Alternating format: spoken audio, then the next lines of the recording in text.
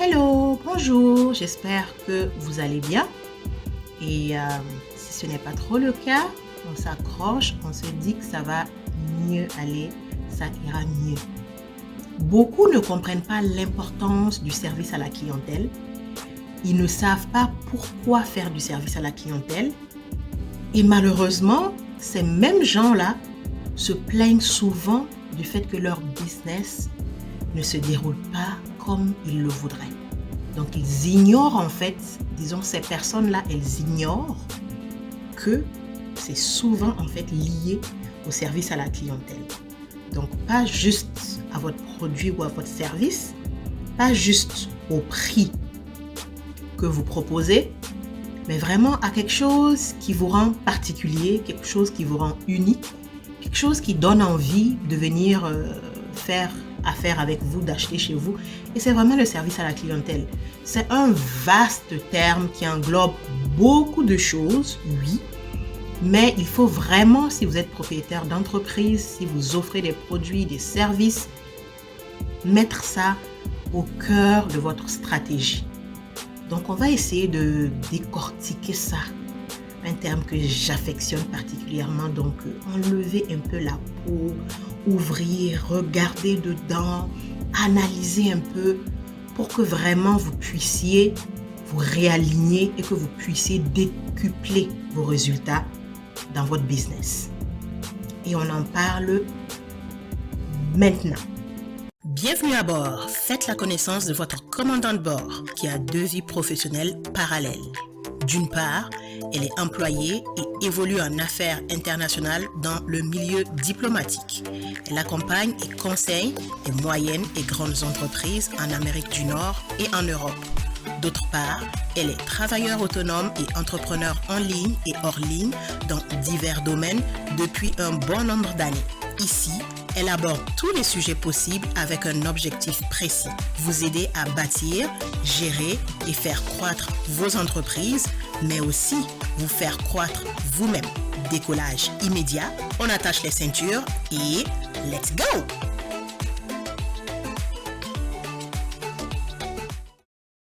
Alors déjà, on parle souvent de service à la clientèle, service aux clients, mais il y a pas mal de personnes qui ne savent pas ce que c'est.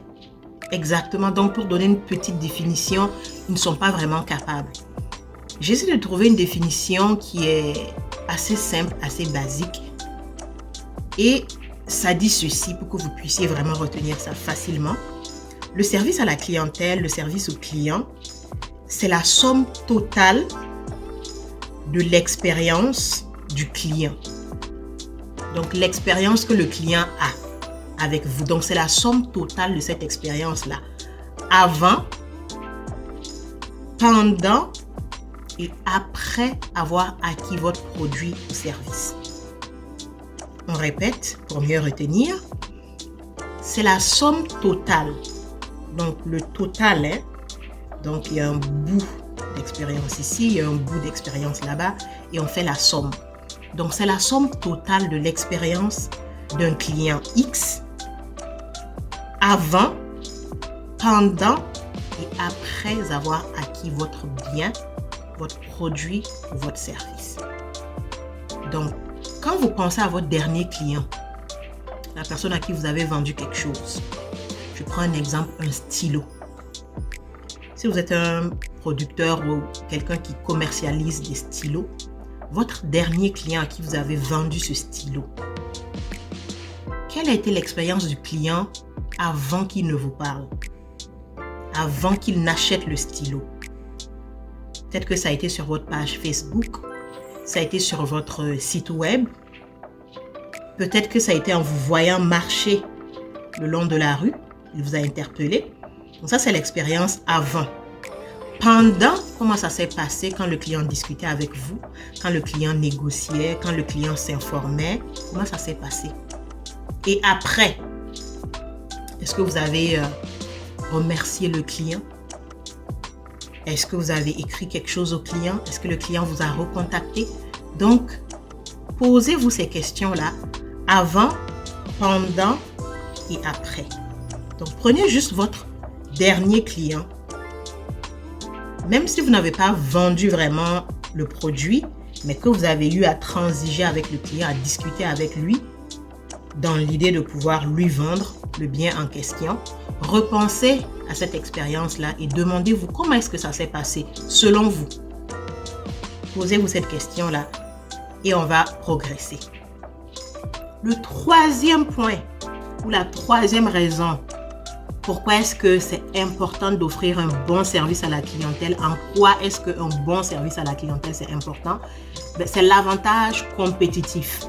Donc comme vous le savez, quand vous vendez quelque chose, rarement en tout cas vous êtes le seul sur la planète Terre ou autour de vous à le faire, vous avez toujours des compétiteurs. Et ce qu'on recherche en tant que business, c'est vraiment d'avoir toujours cet avantage-là sur nos compétiteurs.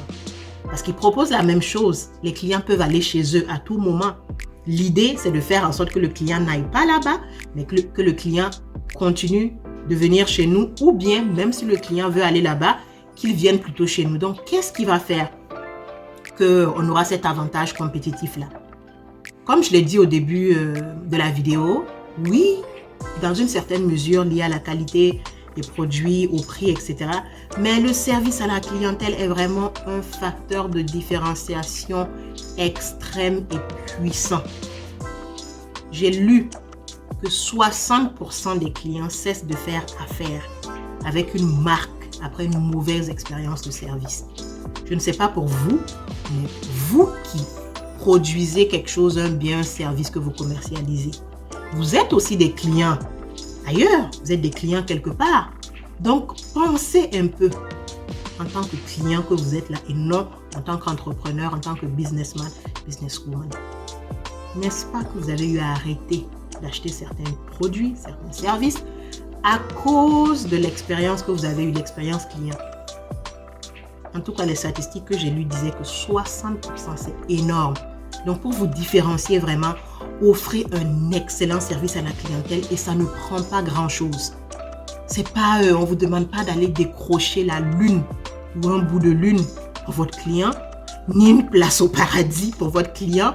C'est vraiment quelque chose qui est simple, qui est naturel, bien traiter le client, être à l'écoute, etc. Il y a d'autres vidéos qui parlent vraiment de concrètement comment est-ce qu'on peut aborder le service à la clientèle, comment est-ce qu'on peut le mettre en pratique. Dans la catégorie en fait de retenir les clients actuels, il y a un point quand même que j'ai voulu comme souligner. Je n'ai pas voulu le mettre dans le même thème de la rétention, mais c'est vraiment l'augmentation de la fréquence à laquelle le client achète chez vous. Donc au-delà de le retenir, comme on a vu tantôt, faire en sorte que le client demeure client chez vous, il faut aller plus loin. Il faut viser plus loin, toujours plus loin. C'est-à-dire que le client se mette à dépenser plus fréquemment chez vous. Parce que le client, en fait, en général, quand il se sent bien avec une marque, avec un service, il a tendance à faire la transaction, en fait, plus souvent. Plus souvent. Pensez par exemple aux hôtels ou bien aux restaurants. Il y a des moments, rien qu'en pensant, en fait, quand tu es là, tu repenses à comment est-ce que tu es bien traité dans tel hôtel, tel restaurant. En fait, ça te donne envie de créer une occasion d'aller là-bas. Tu te dis, j'aimerais tellement me retrouver dans tel hôtel, j'aimerais tellement aller dans tel restaurant. Mais souvent, au-delà, quand je prends l'exemple d'un restaurant, au-delà du mets que vous avez mangé là-bas, j'imagine que vous reconnaissez, ça peut être 1001 choses. J'ai juste pris l'exemple de l'hôtel ou du restaurant. Au-delà du mets, quand on parle de restaurant par exemple, l'atmosphère que vous avez vécue là-bas, comment est-ce que ça s'est passé, comment est-ce que vous étiez bien. Il y a des endroits qui vous font déconnecter de votre routine, le décor, l'ambiance. Il y a vraiment plein de choses comme ça, l'accueil, comment est-ce qu'on vous traite. Donc il y a de petites choses comme ça qui font que vous-même en tant que client, vous allez trouver des excuses en fait pour aller dépenser, excusez-moi le terme, bêtement là-bas. C'est parce qu'ils vous ont attrapé avec quelque chose. Et ça, c'est l'expérience en fait qu'ils créent. Donc, pensez aussi, même si vous n'êtes pas un hôtel ou un restaurant, quel est le point que vous avez sur lequel vous pouvez mettre l'accent pour pousser le client à acheter plus fréquemment chez vous? Donc, qu'est-ce qui va toucher le client? Qu'est-ce qui peut faire une petite différenciation qui ne va pas vous coûter vraiment de l'argent, mais que vous allez introduire dans votre offre, de telle sorte que le client vraiment a envie de racheter chez vous plus souvent. Le client vit une expérience particulière. Chez certaines personnes, par exemple, c'est la livraison. Tout simplement, dans leur offre de service, ils offrent aussi la livraison, mais la façon dont la livraison se produit, ça marque le client. Donc, c'est pas juste que on a donné tel colis à tel livreur, il est venu jeter ça et puis il est parti. Non. Ça veut dire que les livreurs ont une façon de s'habiller, une façon de se comporter. Ils bookent l'heure, ils programment l'heure avec le client.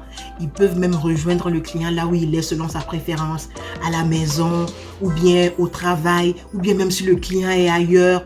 Ça marque le client. Le client se sent comme... ça fait que prochainement, le client va vouloir encore acheter parce que le client sait que on peut même le poursuivre pour lui livrer son colis. Ça, c'est juste un exemple. Mais vous, votre produit, votre service que vous offrez là, pensez à ça. Quel est le point sur lequel je peux mettre l'accent pour pousser mon client à acheter plus fréquemment? Non seulement à rester client chez moi, mais à acheter plus fréquemment que prévu. Pensez-y. L'autre point que j'aimerais souligner ici, pourquoi est-ce que c'est important d'avoir un bon service à la clientèle? Pourquoi est-ce que c'est si important? Pourquoi est-ce que je mets l'accent dessus? C'est que ça vous permet aussi d'améliorer votre image publique. Donc l'image publique, en fait, pourquoi est-ce que c'est important? Même quand vous êtes un petit entrepreneur qui vient de commencer, vous avez à peine quelques clients, dites-vous que vous avez quand même une image publique.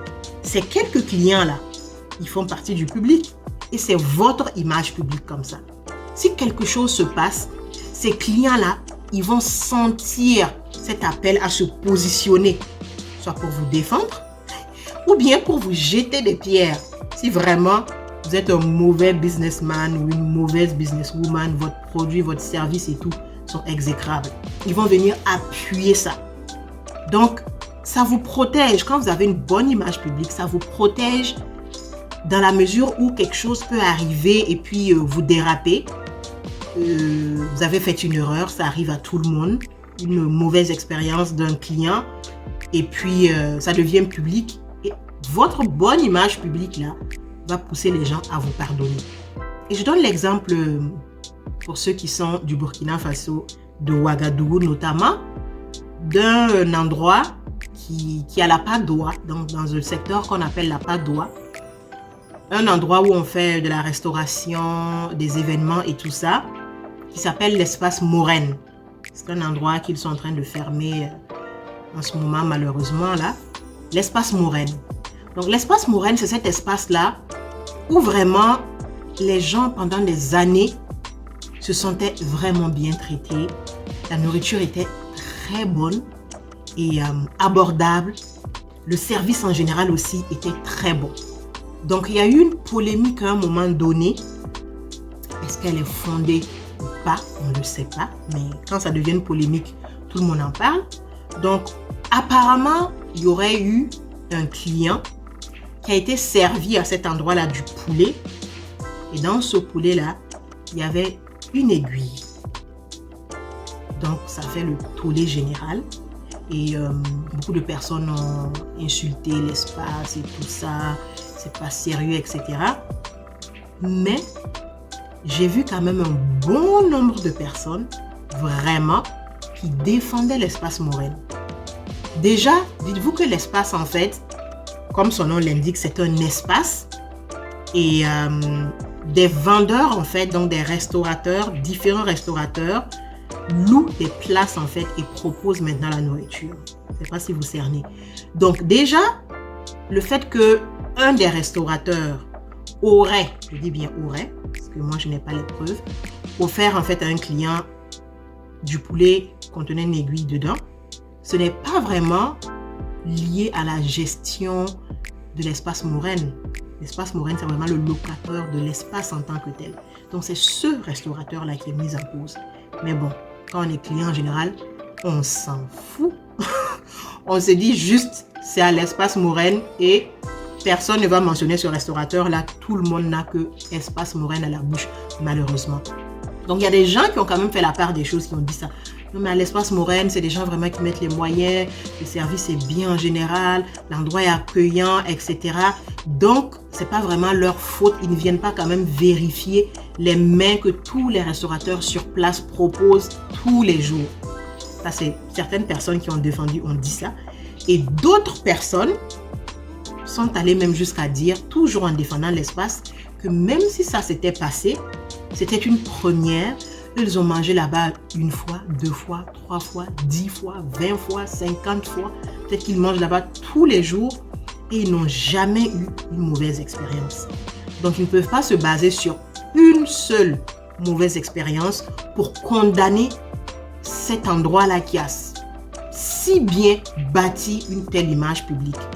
Donc, vous voyez un peu l'importance en fait du service à la clientèle. Donc, ils avaient vraiment bâti cette image-là de sorte que quand il y a eu une mésaventure, un mauvais, comme on dit, un bad buzz, c'est venu en fait les protéger et c'est venu nettoyer en fait leur tort. Et puis en plus, ils ont pris action, puis ils ont libéré, c'est-à-dire qu'ils ont mis à la porte ce restaurateur spécifiquement, ils se sont excusés publiquement et tout. Donc, vous voyez encore ici comment est-ce qu'ils ont géré en fait cette histoire. Voilà, on va s'arrêter là pour aujourd'hui. Donc, c'était pour vous donner quelques idées. C'est des thèmes vraiment assez introductifs.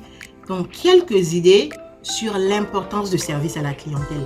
Donc, j'espère qu'après avoir visionné cette vidéo, vous allez avoir une meilleure prise de conscience par rapport au service à la clientèle que vous proposez à vos différents clients. Rappelez-vous, c'est avant, pendant et après que le client ait acquis votre bien ou votre service. Donc, je veux vous entendre dans les commentaires. Dites-moi un peu ce que vous pensez de ces points-là. Comment est-ce que vous les appliquez? Peut-être que vous avez d'autres points aussi que vous pouvez souligner. Donc, au cours de votre expérience, vous êtes rendu compte que le bon service à la clientèle vous apportait telle chose et telle chose. Donc, partagez cela aussi avec les autres parce que ça pourra certainement aider. Et on se retrouve bientôt pour d'autres vidéos aussi croustillantes. Ciao! J'espère que vous avez aimé la vidéo d'aujourd'hui. N'oubliez pas de faire 4 petites choses toutes simples. Vous abonner, activer la cloche pour recevoir les notifications, liker et partager.